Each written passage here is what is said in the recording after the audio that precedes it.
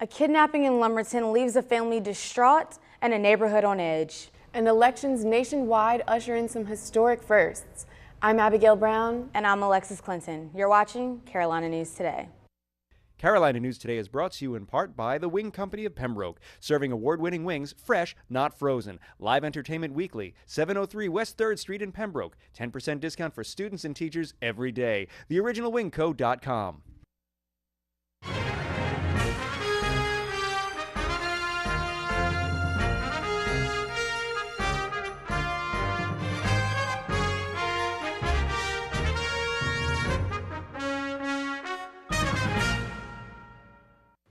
The search for a 13-year-old girl who was seen being abducted from outside of her home in Lumberton has intensified. The FBI is offering a $15,000 reward for information leading them to Hania Aguilar. I just want my daughter back with me. I'm here waiting for you. I love you and only care about you. And I don't have anything against whoever did this to you. I just want you back. At a press conference, an FBI agent delivered a heartbreaking message from the mother of missing 13-year-old Hania Aguilar.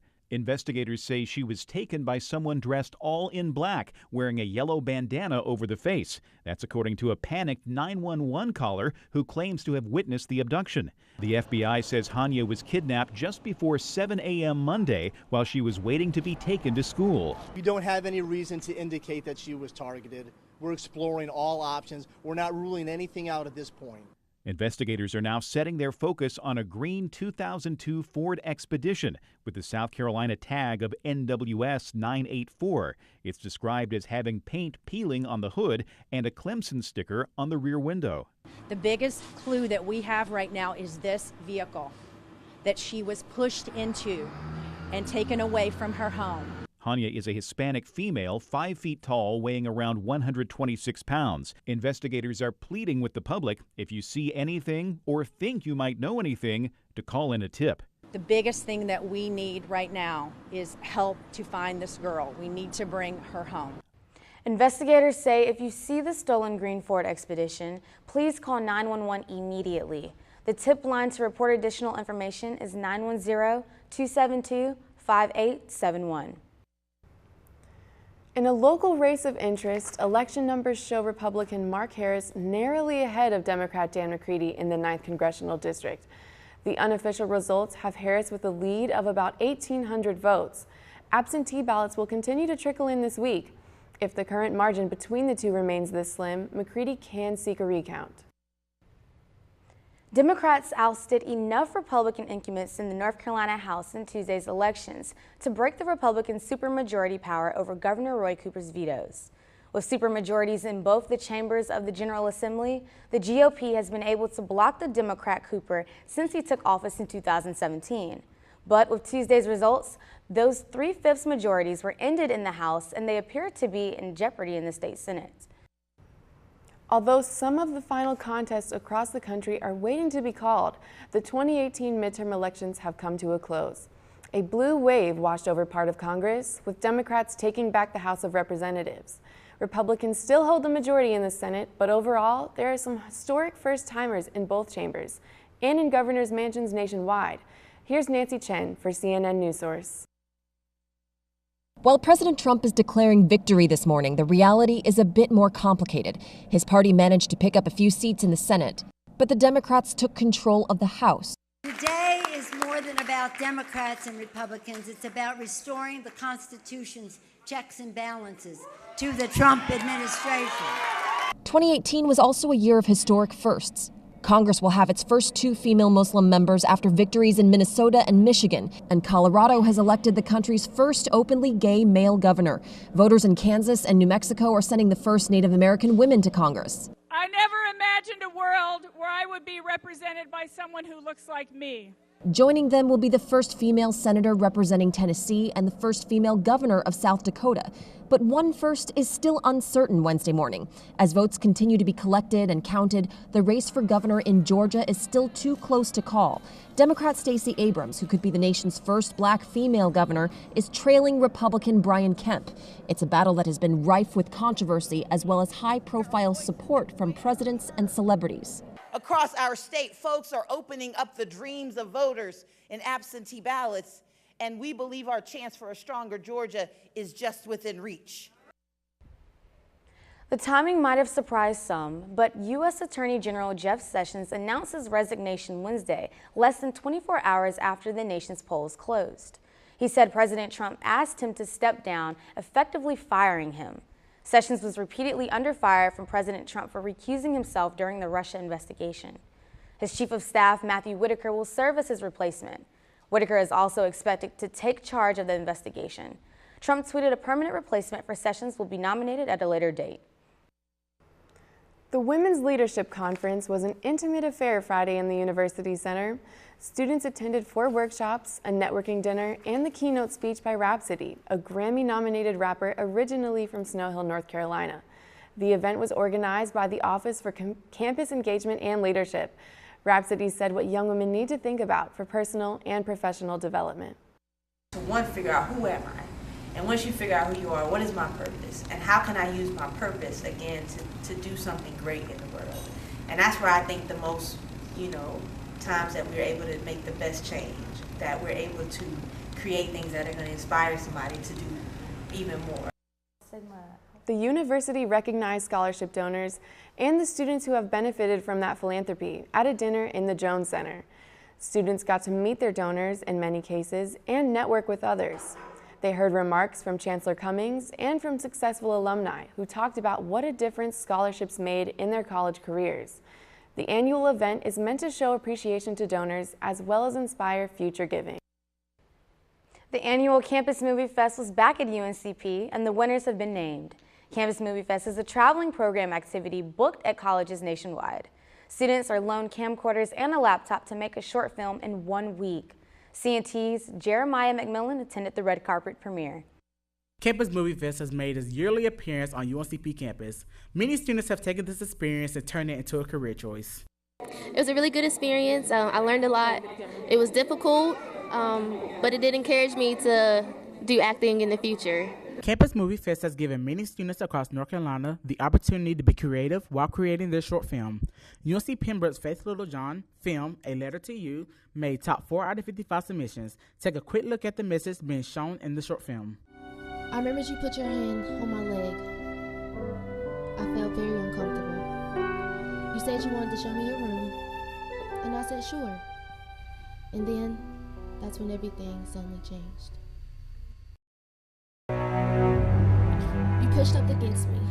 If you would like to see more of that video, head over to youtube.com/campusmoviefest. Click on videos and you'll find it along with other strong message content. Overall, this is a great experience. I was happy to be presented with this opportunity. It was definitely some challenges, but I'm happy that I, overcame them, and it's awesome. And I was one of the jury winners, so that's a good thing. We did all of this in, I want to say 3 hours. I planned before Campus Movie Fest, so I'm pretty proud about that. My team was pretty awesome.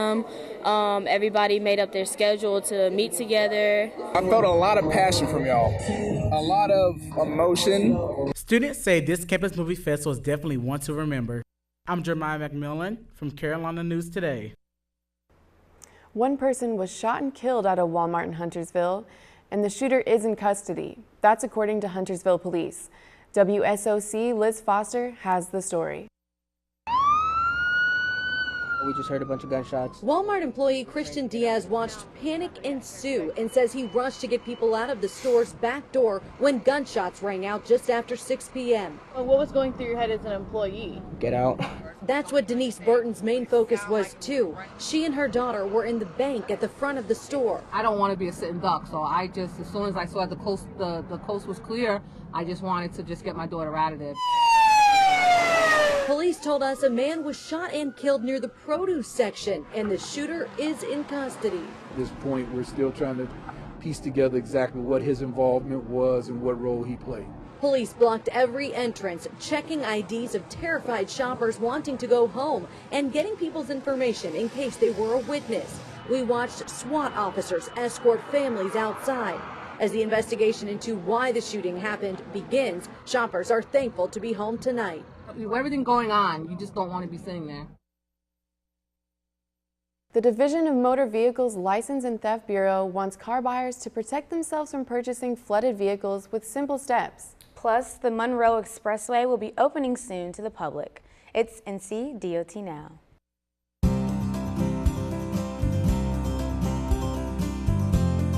Welcome to this week's edition of NCDOT Now. I'm Carly Alexic. Floodwaters from recent storms left behind significant damage, and not all floodwater damage is visible. And the same can be said for vehicles. While it may appear to be fine on the outside, the real damage could be underneath the hood. Not only could the car's engine be ruined, but the wiring and computers could also be affected. NCDMV's License and Theft Bureau recommends buyers take these steps to protect themselves. Always have a mechanic check the vehicle. Look for high water or mud marks on the engine or in the wheel wells, and use a flashlight to look in hard-to-reach places. Check to see if wires under the dashboard feel brittle. Check the upholstery and carpeting by turning on the heat and air conditioner to see if you smell mildew or the odor of electrical wiring burning, and buy a vehicle history report. Following these few simple tips can save car buyers both time and money. On another note, the North Carolina Turnpike Authority recently received international honors for being the first agency in the nation to implement technology that allowed NC QuickPass to offer customers free sticker transponders and lower price Easy Pass transponders. This type of tolling technology is used on the Triangle Expressway, the state's first toll road, and also is being implemented on the Monroe Expressway, which is scheduled to open November 27th. The Turnpike Authority showcased the Monroe Expressway's toll system this week. Participants traveled through a toll gantry, watched transactions being created, and learned about how the system works. The expressway, which is east of Charlotte, will feature an all-electronic toll system to provide customers seamless travel to their destinations, so they don't have to slow down or stop to pay tolls. NC QuickPass transponder accounts allow tolls to be automatically deducted from a prepaid balance and save drivers up to 35% on tolls in North Carolina. Those who do not want to sign up for an account will pay tolls through the Bill by Mail program. Drivers can open their NC QuickPass accounts now in advance of the opening of the Monroe Expressway. NCDOT is hosting the first ever North Carolina Transportation Summit January 9th through the 10th in 2019. We hope to see you there. Register today. And that's all for this week's edition of NCDOT Now. As always, you can stay connected with us on Facebook and Twitter at NCDOT. You can also follow us on Snapchat and Instagram at NCDOT.com. And from all of us at the North Carolina Department of Transportation, safe travels. The North Carolina woman dubbed South Park Susan on social media voluntarily turned herself into authorities over the weekend. Police say Susan Westwood is charged with misuse of the 911 system, as well as 2 counts of communicating threats and 2 counts of simple assault. She was later released on bond. Last week, we showed you that Westwood was recorded on video allegedly harassing 2 African-American women in the Charlotte area. The women had called AAA to jumpstart their car, which had broken down. As they were waiting, Westwood started to hurl insults at them, saying they were, quote, trying to cause a problem. The video went viral shortly afterwards. A Chinese company has created a one-of-a-kind foldable phone. It's called the FlexPay. Royal released it in Beijing on Halloween. The FlexPay transforms from tablet to smartphone by simply folding it like a book. The dual screens offer some perks. For instance, since both sides of the folded phone have a screen, every camera shot feels like a selfie. But tech journalists who tested the phone say its processor is slow and the device is bulky. It costs around $1,300. The company says they'll start fulfilling orders next month. Impactful congressional and gubernatorial races weren't the only items on the midterms ballots. Several states were added to the growing list of legal places to smoke marijuana. Michigan voters approved a measure permitting people over 21 years old to smoke pot. It also changes certain violations from crimes to civil infractions. Missouri had 3 marijuana measures on the ballot. Amendment 2 is the one that passed. It allows doctors to prescribe medical cannabis to patients. Utah voters also gave the nod to medical marijuana. A South Carolina man was shot and killed by a Spartanburg County deputy on Monday. Deputies were responding to a domestic disturbance when they encountered a man acting erratically and aggressively. They said the man charged at deputies with an axe in his hand. Deputies were initially planning to take him to a hospital for evaluations because of his behavior. but they said he wouldn't comply with orders to put the axe down. One of the deputies fired a single shot at the suspect, who later died at a hospital. No deputies were injured, and the incident is being investigated. In Ohio, an 11-year-old boy led Cleveland police on a high-speed chase after taking his mom's car Sunday night. But as Scott Knoll reports, it wasn't the first time. Brooklyn police spotted the SUV just before 11 last night. All right, your vehicle's running on me. Within seconds, the chase is on. The driver running red lights, shutting his off, and speeding through town. Pulling away from me, I'm doing 75. What no one realized, the driver, just 11 years old. Investigators say he took his mom's car after she went to bed. A joyride with a crashing end. Cops say the boy, who was no longer being chased, wasn't paying attention and slammed into a parked pickup in Cleveland about 20 minutes later. The 11-year-old treated, then released from the hospital. That's when investigators got another surprise. The boy's parents say he's the same kid who led troopers on this 50-mile chase along the turnpike last October, just days after taking his mom's car and leaving it with flat tires on I-90. That time his dad said his son did it thinking it was a joke and that nothing would happen to him. His mom told investigators he was charged for taking the car, but the case was dropped after the boy wasn't competent to stand trial. Police say that this time around, the boy will face felony charges in juvenile court. More hardware is being added to the trophy case in the English E. Jones Center. And get ready to buy season tickets because minor league baseball is on its way to the region. When we come back, it's Tyler Hughes with CNT Sports. Stay right here. I am a first-generation college student, and I am Brave Nation. I'm a musician, and I am Brave Nation. I am Palestinian Muslim, and I am Brave Nation. I am from Monrovia, Liberia, and I am Brave Nation. I am a leader, and I am Brave Nation. I'm a Christian, and I am Brave Nation. I am Omega Psi Phi and Phi Mu Alpha, and I am Brave Nation. I am disabled, and I am Brave Nation. Choose to transform. Choose to discover. Choose value.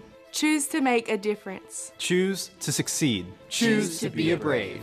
When you choose UNC Pembroke, you choose small classes and personal attention. You choose quality and affordability. Because we are an NC Promise campus, tuition is only $500 a semester in-state and $2,500 a semester out-of-state. Visit uncp.edu or call 910-521-6262 for more information.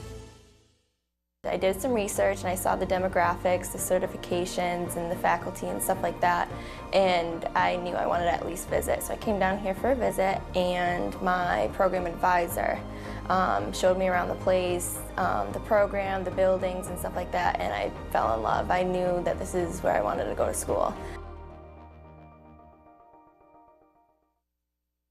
Hello, I'm Grady Hunt, a lifelong resident of Robeson County and the father of 3 children. Each year, an average of 43 residents die as a result of vehicle crashes right here in Robeson County. To change this statistic, we have formed a task force called Robeson County Vision Zero. This is an ambitious effort. We have partnered with the North Carolina Department of Transportation and others, but it will take all of us to achieve this goal. Please visit our website to find out how you can help.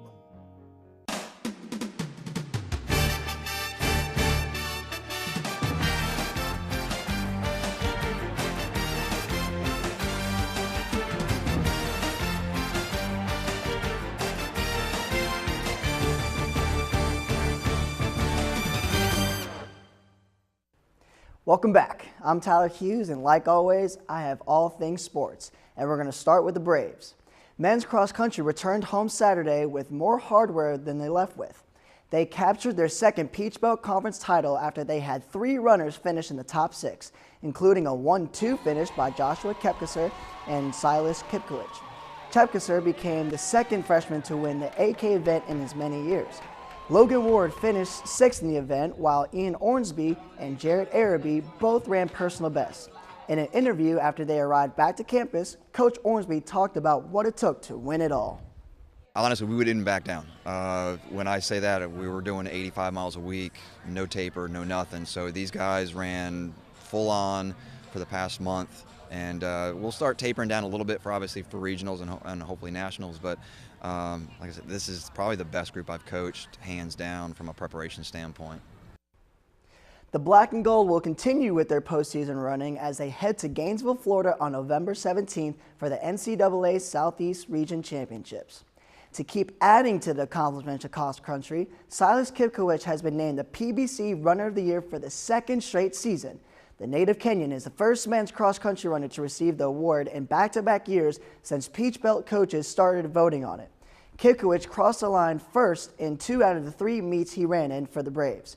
Kipkowicz said that winning this honor was exactly what he expected. From the beginning, I was expecting actually to be the runner of the year, since last year I was again the runner of the year. And according to the preparation I had with my coach, actually, I was confident I'm going to be the runner of the year. Men's and women's cross country have now taken home a combined 6 Peach Belt Runner of the Year honors in the past 8 years. Football was back home on Saturday after a tough loss last week to Lenore-Rhine. It was Native American Heritage Day, and they were looking to regain some confidence against a 2-6 Mars Hill team. 2 plays into the game, McKinley Nelson takes the ball and darts 58 yards to the Braves' 1-yard line. However, they got shut down on 3 straight plays and would have to settle for an Alex Alvarado field goal for 3.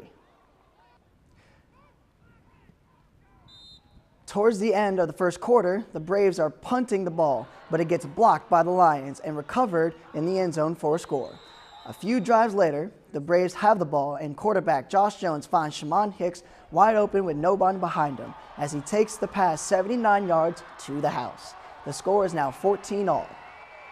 After Mars Hill scored a touchdown to go up 7-6 with 40 seconds left, Joshua Dale tries to find Corey West on a corner route, but throws an interception that ends the half for the Braves.